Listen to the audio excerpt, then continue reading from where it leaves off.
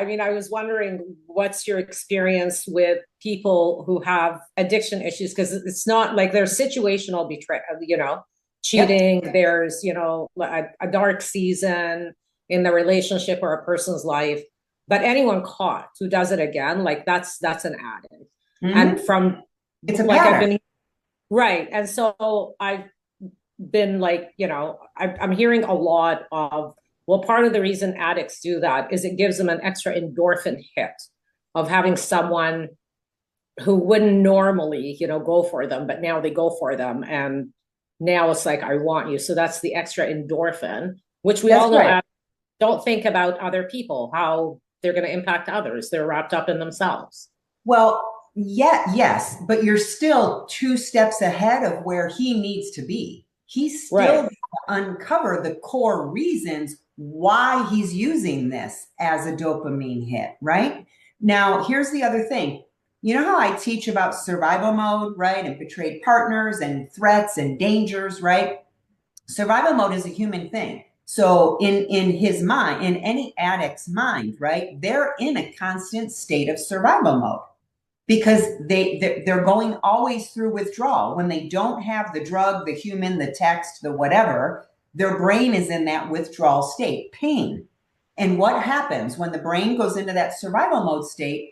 There's no logic, no reasoning, no long-term thinking, and no consequences. The brain isn't thinking about consequences. The brain is just going, I'm in pain. It doesn't feel good. What do I need to do? What's my tool? Oh, let me go get a text. Let me go text somebody. Let me go have a drink. Let me go whatever, right?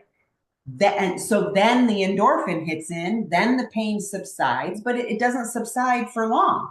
So it gets, it's like, okay, that feels better. But now what happens is now we have guilt and shame that kicks in. Now the emotion of what they just did kicks in, which is more pain. So the brain says, oh my God, now I just did that. I don't feel good about it. Now I need to do something else. This is the hamster wheel.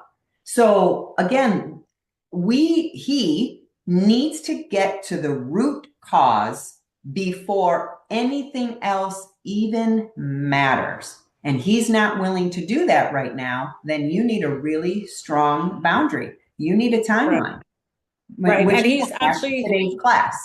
yeah. And until recently, he's never really felt bad about it. Like that's an entitlement, a value system for him.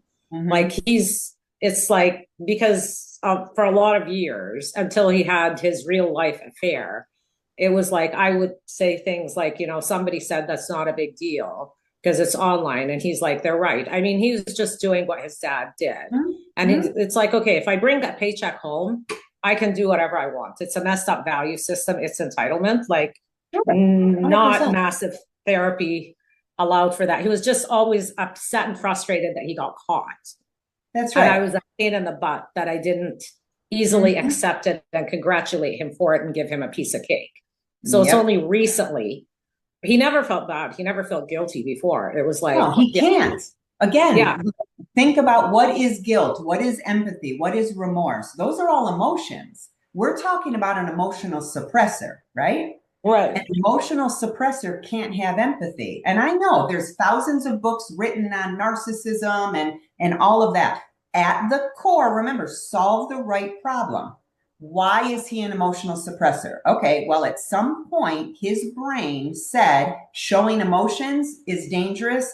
I'm not going to do it. I'm going to use a tool so I don't have to feel. Empathy is a feeling. He doesn't have emotion. He doesn't have a healthy relationship to his emotions. So all emotions get suppressed, not just one or two. They all get suppressed. So he needs that individual therapy. And again, I'm going to right, preach until the cows come home. Root cause therapy helps people who are emotional suppressors figure out why. He was right. not born an emotional suppressor. There's no way on God's green earth he was. He was an infant that cried. He was an infant that yelled. He was an infant that wanted his needs met, just like every human being. At some point, that became dangerous.